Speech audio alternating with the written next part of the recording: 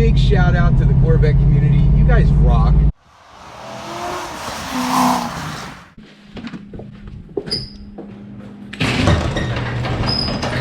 What's up everyone, this is Scott with Team 512 and I'm back with another video. If this is your first time on the channel, a very warm welcome to you, and thank you to everybody for taking a few minutes out of your day and watching some of my videos. So this morning I put up a poll on Instagram, which car should I drive to work today, the C5 or the C7, and well, the C5 won. So let's get it loaded and head to work.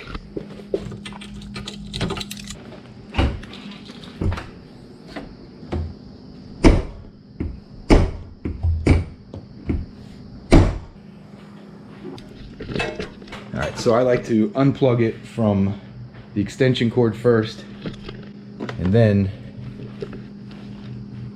the car. You kind of got to slam everything on the C5. Let's get a cold start.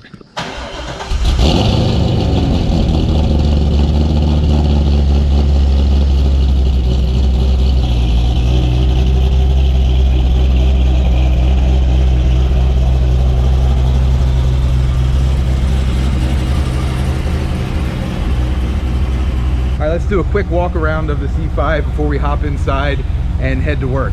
Now, what I want to do in this video is just spend some time talking about the C5 from a C7 owner's perspective.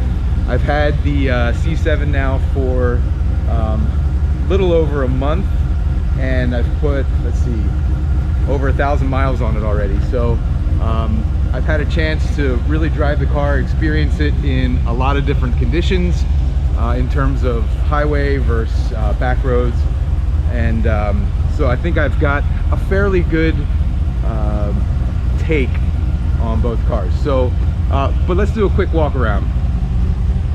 If you don't know, this is my 99 fixed roof coupe.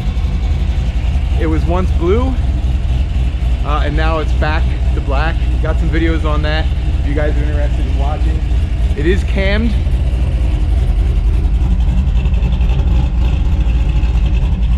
Oh, that sweet, sweet sound and smell. There's no cats. Let's take a look inside.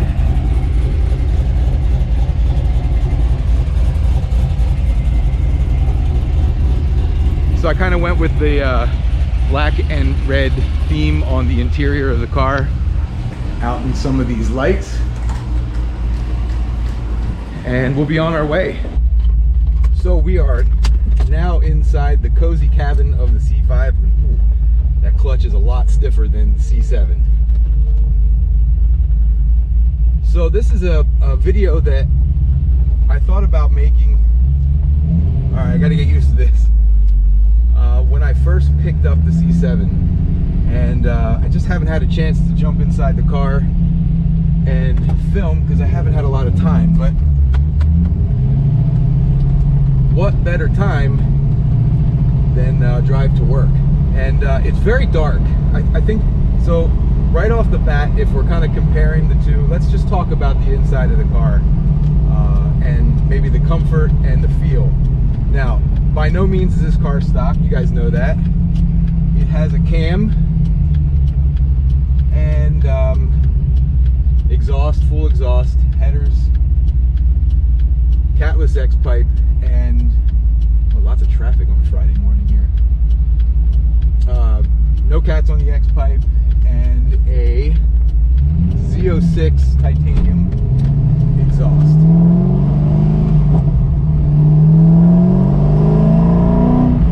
Alright, that's a 3500 shift. I don't want to get too crazy on the old girl until she warms up here. But, so, it's very dark inside here. Now, it is a fixed roof coupe with a black headliner, tinted side windows. The rear window isn't tinted, but don't tell anybody. I need to get that done still. I actually bought the car this way. Okay, so let's start with the obvious. The interior is 90s GM plastic. That being said, I see a lot of people that do like the top 5 things I hate about the C5 ripping on this interior sometimes. And okay, in comparison to today's car standards, okay, yeah, I mean, it's plasticky, it's GM plastic, but actually, I don't think it's that bad. Panel gaps are terrible. It is hard plastic, but it's a fun place to be. It really is. So something else that's quite a bit different. Don't miss a shift like I just did. Are these seats, right?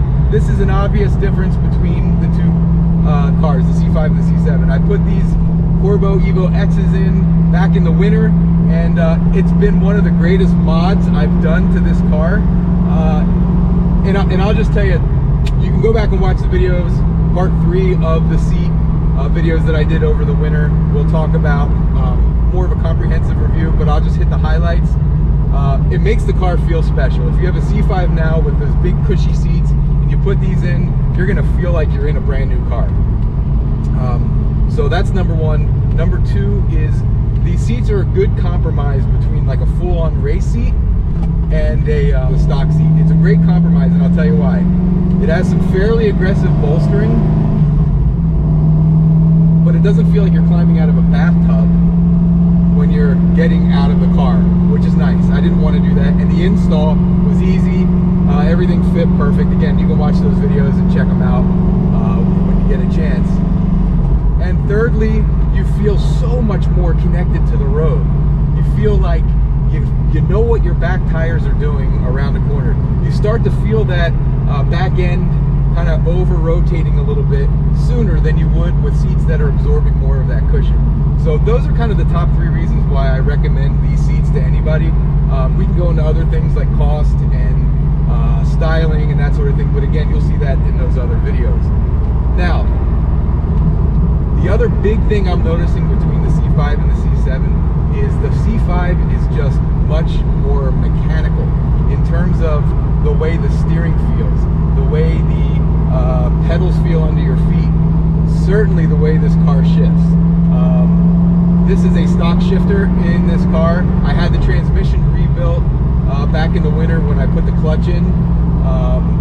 Yeah, I did the clutch on my back in the garage before I got the lift. So a lot more mechanical. That would be one of the biggest differences between the C5 and the C7. Also, the sound deadening. I'm hearing a lot more road noise. I'm obviously hearing a lot more exhaust, mostly because of the exhaust work that's been done with this car and the cam.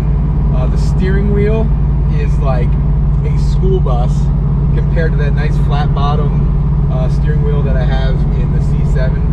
It feels a little bit smaller, and this one just feels like you're driving a bus. It's not a bad thing. It's just a big steering wheel. But road feel, I will tell you that in the C5, you feel much more connected to the road. It's a much more raw experience.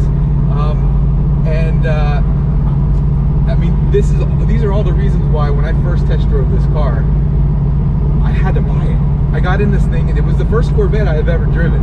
I got in this thing and I drove it, and I go, how can I not buy this thing? Just the raw, mechanical, connected feeling of a C5 Corvette is just, it's amazing.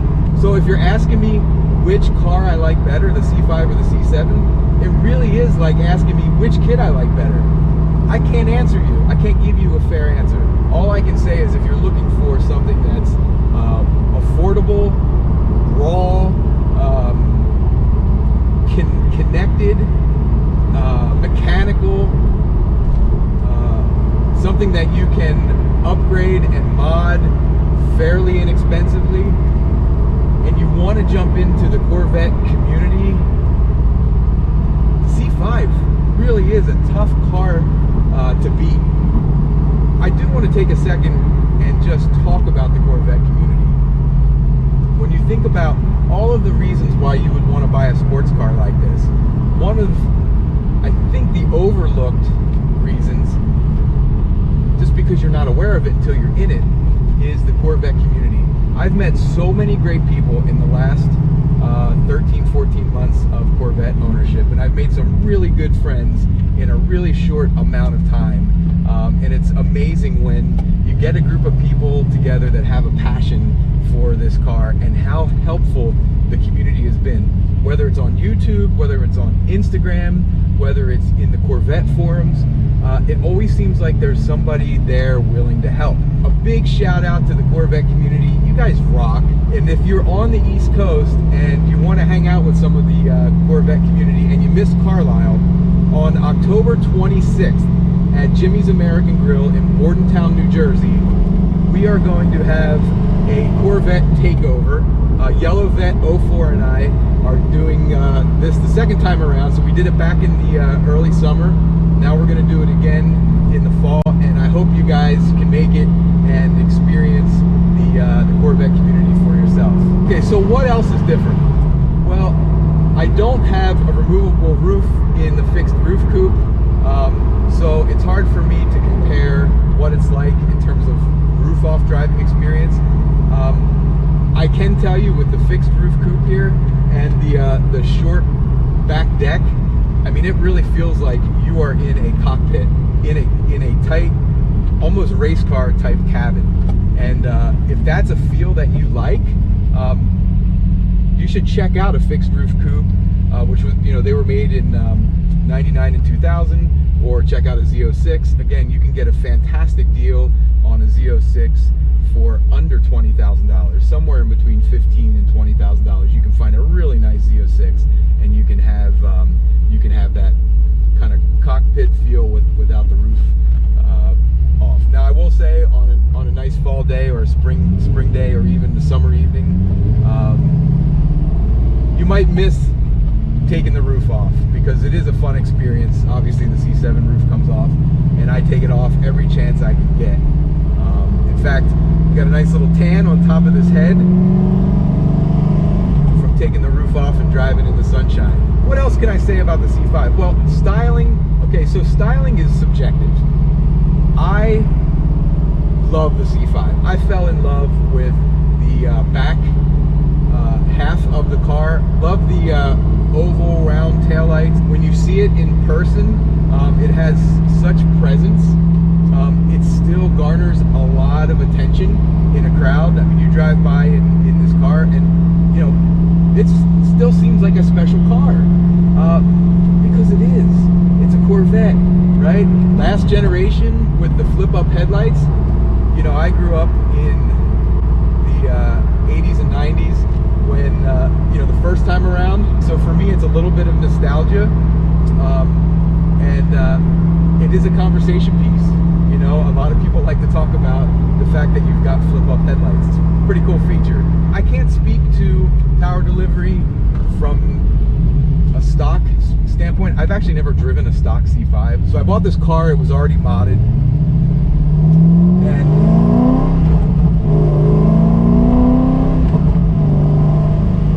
yeah, this is so fun. It was already modded, and it put down, I think, 376 to the rear wheels and 378 foot-pounds of torque. I think that's what it is. I'll check out the dyno sheet. So not a ton of power, but the car weighs 3,200 pounds. Well, not with me in it.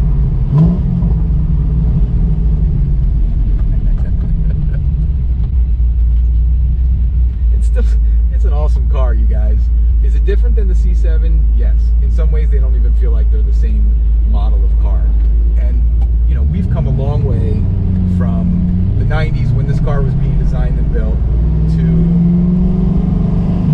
2000, the mid-2000s, when the C7 was being developed. Technology has come a long way. Driver aids, comfort, materials, costs. So it's really hard to compare them in terms of being Corvettes. In terms of putting a smile on my face, they both do it equally as well. I will say that. And whether it's a C5, a C6, or a C7, the modern generation, the modern platform for the Corvette is just a winner. The community is awesome, like I said earlier, and the aftermarket is very supportive. You can find so many parts. Some guy beeping at me. See? You get all kinds of attention in the C5. The aftermarket is very supportive. Lots of shops doing work to the LS engine, and The push rod is still very much alive. I'm actually at Starbucks here. I need to grab a cup of coffee before work. Got back in here. Oh, this Highlander looks like a door dinger. No backup camera. Gotta learn how to do it old school. All right, so you know how I was just talking about the Corvette community? As soon as I got out of my car here at the Starbucks, a nice woman asked me how I felt about the new Corvettes. And she said, oh, I got a Corvette. So it turns out she's got a 1972. It was original to her family. So her father bought it brand new back in 72. Apparently it's still in mint condition. And of course she pulled out her phone and had to show me pictures, you know? You're like baby pictures, right? So that really just reinforced what I was saying earlier about the Corvette community. All right, so that's gonna do it for this video. Thank you to everybody for spending a few minutes with me today. And if you feel compelled, please consider subscribing to my channel, hit that like button, and leave me some comments. I love interacting with people, obviously, that are just as passionate about Corvettes and cars as I am. Till next time, see ya. Who says this cup holder is useless? I just drove from Starbucks to work, and I didn't spill it all.